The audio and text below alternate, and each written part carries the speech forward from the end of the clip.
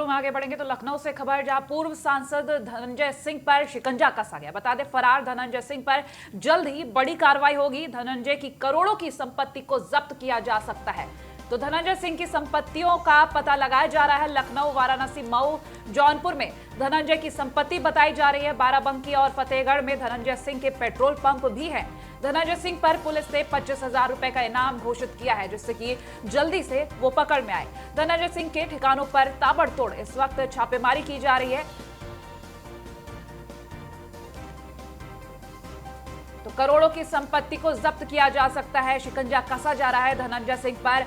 जिस तरीके से संपत्ति की अगर बात कर रहे हैं तो लखनऊ, वाराणसी, मऊ, जौनपुर में संपत्तियां बताई जा रही है। और साथ ही आपको बता दें, बाराबंकी, फतेहगढ़ में धनंजय सिंह के पेट्रोल पंप भी हैं। तो धनंजय सिंह पर पुलिस ने 25,000 रुपए का इनाम भी घोषित कर रखा है। इसके अलावा आपको बता दें, पूर्व सांसद धनंजय सिंह को पकड़ने की तेजी की गई है। जिस तरीके से छानबीन चल रही है, छापेमारी की जा रही है हर जगह, जल्द ही उम्मीद की जा रही है कि कार्रवाई और ज्यादा आगे बढ़ाई जा सकती है। जल्द बड़ी कार्रवाई होने की उम्मीद। धनंजय सिंह पर शिकंजा कसा जा रहा है। ये जिस तरीके से करोड़ों की संपत्ति को जब्त किया जा सकता है, इसको लेकर लखनऊ, वाराणसी और मऊ में छानबीन चल रही है। तो मऊ जिले के गोहना के पूर्व ब्लॉक प्रमुख अजीत सिंह हत्याकांड में साजिश रचने के आरोपी पूर्व सांसद धनंजय सिंह की कई राज्यों में अवैध संपत्तियों को पुलिस अब जब्त करने की कार्रवाई करेगी। लखनऊ के पुलिस उपायुक्त पूर्वी संजीव सुमन ने बताया है कि आरोपी ने अवैध ढंग से करोड़ों की संपत्तियां अर्जित की हैं और इनका आकलन कर जल्द ही कार्रवाई की जाएगी और बड़ी कार्रवाई की जाएगी। जिसके बाद आपको ये भी बता दें कि 25,000 का जो इनाम घोषित किया गया है, इसके बाद उम्मीद जताई जा रही है कि जल्द ही पकड़ में आ सकता है पूर्व सांसद धनंजय सिंह। आपको ये भी बता दें कि आकलन कर संपत्तियों का जब्त करने की कार्रवाई के लिए प्रवर्तन निदेशालय यानी कि ईडी और आयकर विभाग को पत्र भी लिखा गया है। फरार धनंजय सिंह के खिलाफ जल्द ही बड़ी कार्रवाई होगी। करोड़ों की संपत्ति को जब्त किया जा सकता है, ये बड़ी कार्रवाई होगी। तो जिस तरीके से तो पूर्व सांसद धनंजय सिंह पर लगातार प्रशासन की तरफ से शिकंजा कसा जा रहा है और जब्त करने की कार्रवाई तेज की जा रही है उनकी संपत्तियों को। और वहीं जौनपुर में पूर्व सांसद धनंजय सिंह पर इनाम की घोषणा की जा चुकी है और इनाम की घोषणा होने पर पिता का बयान भी सामने आ चुका है। तो पिता पूर्व विधायक राजदेव सिंह ने बेटे की जान को खतरा बताया है। प्रशासन से बेटे धनंजय सिंह को जान का खतरा बताया गया है। मल्हनी चुनाव की रंजिश के चलते विरोधियों की ये साजिश उनके पिता ने बताई है। तो पूर्व विधायक राजदेव सिंह ने सीएम योगी से इस बात की अपील भी की है कि राजदेव सिंह ने बेटे धनंजय सिंह को बचाने की अपील की गई है। अजीत सिंह हत्याकांड मामले में धनंजय सिंह चल रहे थे फरार, जिसकी वजह से अब तक उनकी तलाश जारी है और ऐसे में धनंजय सिंह के पिता ने यह बयान जारी कर दिया है। जो कार्रवाई अगेंस्ट धनंजय सिंह के खिलाफ की जा रही है वो सब इलीगल है और गैर कानूनी है। उस पर हम लोगों का कोई विश्वास नहीं होता। पुलिस क्यों इतना पक्षपात के दृष्टि से उनके अगेंस्ट झूठे मूठे केसों को लगा रही है और उनको परेशान करने की भी कोशिश कर रही है। जहाँ पर प्रॉपर्टी का संबंध है, जो भी हम लोग बहुत दिन से समाज के साथ हैं, हर प्रकार की कोई ऐसी गलती अब तक नहीं किए हैं। वो भी दो बार विधायक हुए, सांसद हुए, हर जो भी हुआ है सब हम लोग अपना जो प्रॉपर्टी है सब अपने जमा बताई गई कि I am so much having so much property. ये सब होते हुए भी पुलिस क्यों संदेह में इस करके करता नहीं, क्योंकि क्या कारण है उसको क्यों इतना बायस होकर के हमारे खिलाफ में काम कर रही है। ये इसके लिए हम सोचते हैं जो भी है, हम तो पहले मुख्यमंत्री जो हमारे प्रिय मुख्यमंत्री हैं उनको भी अपील करेंगे कि ये सब जो कार्रवाई की जा रही है इलीगल है। इसमें आप जैसे भी सहयोग करके या इंक्वायरी करके ये सबको स्टॉप करवाने, बंद करवाने का हमारी चेष्टा करिए। हमारी यही आपसे तो धनंजय सिंह पर पुलिस ने 25,000 की इनाम घोषणा की और ऐसे में धनंजय सिंह के पिता ने भी अब इस पर बयान जारी कर दिया और उन्हें बचाने की अपील की है। तो राजदेव सिंह ने बेटे धनंजय सिंह को बचाने की अपील की है और सीएम योगी आदित्यनाथ से सीधे तौर पर ये कहा गया है कि अपील की गई है कि किसी भी तरीके से उनके बेटे को बचा लिया जाए, क्योंकि जो उनके पिता बताए जा रहे हैं, ऐसे में उनका ये कहना है, राजदेव सिंह का कहना है कि उनके बेटे को यानी धनंजय सिंह को जान का खतरा है प्रशासन से, जिस वजह से वो अपने बेटे को बचाना चाहते हैं। तो जान का खतरा बता दिया और मल्हनी चुनाव की रंजिश के चलते विरोधियों की ये साजिश भी उन्होंने करार दिया है। तो पूर्व विधायक राजदेव सिंह ने सीएम योगी से अपील की है। राजदेव सिंह ने बेटे धनंजय सिंह को बचाने की अपील की है।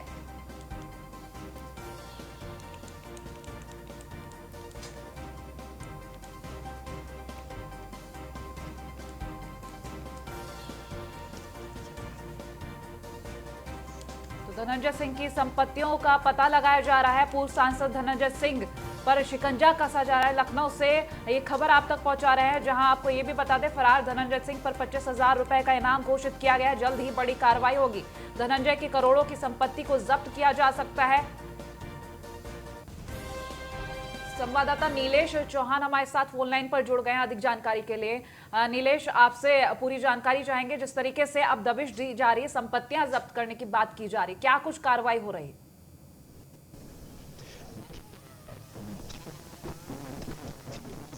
मामले में धनंजय सिंह को नामजद कोर्ट ने बनाया था, जिसके बाद से लगातार इनकी गिरफ्तारी के प्रयास किए जा रहे हैं। वो लखनऊ के इनके ठिकाने हो जहां पर छापेमारी की जा रही है, इसी में जहां पर ये रुक सकते हैं वहां पर भी लखनऊ पुलिस ने छापेमारी की। हालांकि लखनऊ पुलिस के हाथ कुछ नहीं लगा है। दोनों जगहों पर लखनऊ के द्वारा नोटिस तस्बा किया गया है। उसके अलावा धनंजय सिंह की जो संपत्तियां हैं, चाहे वो लखनऊ की संपत्तियां हो या पूर्वांचल में उनकी संपत्तियां हो, उनका दौरा पुलिस करा रही। हाल ही में उनकी संपत्तियों पर भी कार्रवाई की जा सकती है। पूरे मामले को अगर देखा जाए तो लखनऊ पुलिस को लगातार तकबा दे रहे हैं। धनंजय सिंह के ऊपर डीजीपी ने 25,000 रुपए का इनाम भी घोषित किया है और लगातार गिरफ्तारी के प्रयास भी किए जा रहे हैं। 6 जनवरी को अजीत सिंह की 25 गोली मारकर हत्या की गई थी। इस मामले में कोर्ट ने इनको आरोपी बनाया था। जिस पर आरोप है जो अजीत शूटर थे, उनका इलाज कराने के लिए इन्होंने कई डॉक्टरों को फोन किया था, दबाव बनाकर उनका इलाज कराया, जिसके बाद से लगातार कोर्ट इनके ऊपर नजरें बनाए हुए, पुलिस इनके ऊपर नजरें बनाए हुए, लेकिन पुलिस आंखों में धूल झोंककर लगातार धनंजय सिंह। वहीं अगर आज बात की जाए तो उनके पिता के द्वारा भी मुख्यमंत्री योगी आदित्यनाथ से पत्र मांग की बेटे को जान का खतरा है, इसलिए उनके बेटे को रिहा किया है। हाँ, यही जानना चाह रहे हैं नीलेश, जिस तरीके से धनंजय सिंह के पिता ने कहा है कि उनके बेटे की जान को खतरा है, प्रशासन से उन्होंने इस तरीके से खतरा बताया, तो आखिर ये बात बोलने का क्या कारण हो सकता है, क्यों ऐसा कहा जा रहा है? देखिए, हाल ही में उत्तर प्रदेश में तमाम बाहुबलियों के ऊपर उत्तर प्रदेश सरकार ने जीरो टॉलरेंस के तहत कार्रवाई की है, चाहे वो मुख्तार अंसारी हो, मुन्ना बजरंगी जैसे साफ सुथर रहे हो, जो उसके अलावा ब्रजेश की बात करें या तमाम जो धुरंधर बाहुबली रहे हैं, तो उन तमाम लोगों के ऊपर लगातार उत्तर प्रदेश सरकार कार्रवाई कर रही है। आज में देखा मुख्तार की संपत्तियों का दौरा सरकार ने दिखाया और जो अवैध संपत्तियां थी उनको सरकारी खजाने में फिर से मिलाने का काम सरकार के द्वारा किया गया है। वहीं मुख्तार अंसारी उत्तर प्रदेश जेल में आना नहीं चाहते हैं, पंजाब की जेलों में तरक्की हुए हैं। तो ऐसे में ये कहा जा सकता है कि उत्तर प्रदेश सरकार का यह डर है कि तमाम जो बड़े माफिया वो या इसके अंदर है या जो खुले आसमान में घूमने का प्रयास कर रहे हैं, वो किसी गोली का शिकार होते हैं। तो इस डर से कहीं ना कहीं धनंजय सिंह के पिता ने ही। ठीक है नीलेश, बहुत शुक्रिया तमाम जानकारी हम तक पहुंचाने के लिए। और अब आपको सीधे लिए चलते सीएम त्रिवेंद्र सिंह रावत लाइव आ रहे हैं। बजट के बाद वो प्रेस कॉन्फ्रेंस करे, क्या कुछ करे आपको सुनाते हैं। संस्थागत प्रसव थे, आज 71% हमारे संस्थागत प्रसव है। जो 5 वर्ष से कम आयु के बच्चों की बाल मृत्यु दर है वो 41 से घटकर 33 हो गई है और टीकाकरण जो हमारा 87% होता था, आज 99% हमारा टीकाकरण आज हो रहा है। जो महिलाओं और बच्चों की पोषण संबंधी जो जरूरतें हैं उसके प्रति उनको सजग करने का हमने काम किया है और आंगनबाड़ी केंद्रों के माध्यम से जो हमारी योजनाएं चलती हैं उसमें 21-22 के लिए जो बजट रखा गया है वो 565 करोड़ रुपए का प्रावधान किया गया है जो बाल पोषण के लिए, ताकि हमारे राज्य की जो कुपोषण है और अति कुपोषण है उससे बचा जा सके। सुगम उत्तराखंड की दृष्टि अगर हम देखें तो बिजली, पानी, सड़क, स्वास्थ्य, इन सब के प्रति हमारी प्रतिबद्धता है। पलायन रोकने के लिए हमने भरसक प्रयास किए हैं और तमाम जो उस पर अध्ययन थे उन अध्ययनों को किया है और जो तमाम हमने रोजगार की योजनाएं चलाई हैं, स्वरोजगार की योजनाएं चलाई हैं, उसके मार्फत हम पलायन रोकने का प्रयास कर रहे हैं और काफी लोग आज ऐसे हैं कि जिन्होंने रिवर्स पलायन भी आज हुआ है। तो उसके प्रति हमारी जो प्रतिबद्धता है मैं आज फिर उसको दोहराना चाहता हूं। और कनेक्टिविटी की दृष्टि से विगत 4 वर्षों के दौरान प्रदेश के ग्रामीण इलाकों में 7,431 किलोमीटर सड़कों का निर्माण किया गया है इन 4 वर्षों में, जो कि पिछले 16 साल में निर्मित कुल लंबाई की सड़कें 7,529 किलोमीटर से मात्र 98 किलोमीटर कम है। ये दिसंबर के माह में जब हमने हिसाब लगाया था तो उस समय 134 किलोमीटर कम थी। अब वो घट करके अब जो ग्रामीण सड़कों के लिए जो ग्रामीण इलाकों में सड़कें बनाई थी 4 वर्षों में हमने 7,431 किलोमीटर बनाई है। और अगर हम उन पिछले 16 सालों का रिकॉर्ड देखें तो उसमें 7,529 किलोमीटर सड़क बनी थी। डोबरा चांटी के बारे में आप सबको जानकारी है। डाट काली की जो हमारी टनल है, अजबपुर का फ्लाईओवर है, जो वाई शेप फ्लाईओवर है हमारा एसबीटी वाला, इसको हमने रिकॉर्ड टाइम में हमने इसको बनाया है। और ये कहें कि जो निर्धारित समय था उससे भी कम समय में हम इनको बचाया है और उसके कारण हमारी पैसे की भी बचत हुई है। इनके जो रखरखाव है और नवीनीकरण है सड़कों के लिए, इस बार हमने 385 करोड़ रुपए की व्यवस्था की गई है। मैं आपको बताऊं कि पिछले वर्ष हमने, या जो चालू वर्ष है अभी मार्च तक, इसमें 630 करोड़ रुपया था, जो पहले के वर्षों में 200 करोड़ से अधिक कभी नहीं रखा गया था। तो हमने को 630 करोड़ किया और इस समय भी हमने इसमें 385 करोड़ रुपए की व्यवस्था की है। आगे भी इसमें आवश्यकता पड़ेगी तो उसको भी हम लोग देखेंगे। जो मोटर पुलों के निर्माण के लिए 330 करोड़ रुपए का प्रावधान इस बजट में किया गया है। प्रधानमंत्री ग्रामीण सड़क योजना में 1,083 करोड़ रुपए की व्यवस्था की गई है। जो एयर कनेक्टिविटी है उसके लिए उसके विस्तार के लिए 181 करोड़ की व्यवस्था की गई है।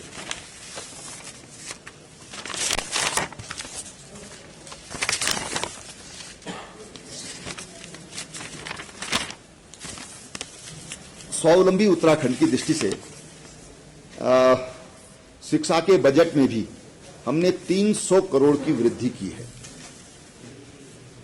हर बच्चा स्कूल जाए, उसके पास बैग हो, उसके पैरों में जूता हो, तो उसके लिए भी 24 करोड़ की व्यवस्था की गई है। शिक्षा का थोड़ा बता दें कितना अंतर पहले के मुकाबले?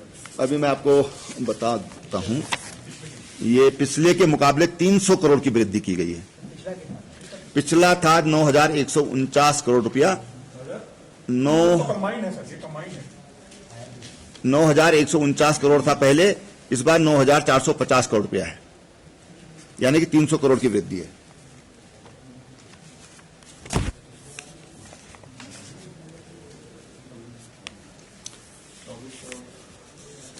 स्वावलंबी उत्तराखंड की दृष्टि से मैंने जैसे बताया कि जो हमने 300 करोड़ की वृद्धि तो की है शिक्षा में, लेकिन कक्षा जो 1 से 8वीं तक के बच्चे हैं उनके लिए ये प्रावधान किया गया है 24 करोड़ रुपए का।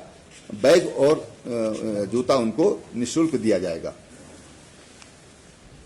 महिलाओं को पैतृक संपत्ति में खातेदार इसका अधिकार दिया है। इसमें 35 लाख के करीब 35 लाख से अधिक महिलाएं इससे लाभान्वित होंगी। और कृषि से संबंधित आज आप लोगों ने काफी प्रकाशित किया है, उसमें भी काफी वृद्धि की गई है। इसमें भी 100 करोड़ की वृद्धि की गई है। पहले 1,048 करोड़ रुपए था, अब 1,108 करोड़ रुपया है। लगभग ये भी 100 करोड़ की वृद्धि इसमें की गई है। जो सबसे जिसको मैं बहुत महत्व देता हूं, एक तो महिलाओं का पति की संपत्ति में सह खातेदारी। मुझे लगता है कि इससे एक बहुत बड़ा सामाजिक और आर्थिक परिवर्तन आने वाले समय में आएगा। और जो हम महिला स्वावलंबन की बात करते हैं, महिला स्वावलंबन की दृष्टि से एक मील का पत्थर साबित होगा। और फिर मैं आज दोहरा रहा हूं कि ये आवाज देश में उठेगी और देश इसका अनुसरण करेगा। दूसरी बात जो हमारी बहुत बड़ा दर्द है, मैं कह सकता हूं कि जिसको मैंने स्वयं भी अपने परिवार में, मैंने स्वयं अपनी बहन और भाभी खोई। हम 8 भाइयों में एक बहन थी और जब वो जंगल घास काटने जा रही थी नदी में बह गई थी दोनों के दोनों।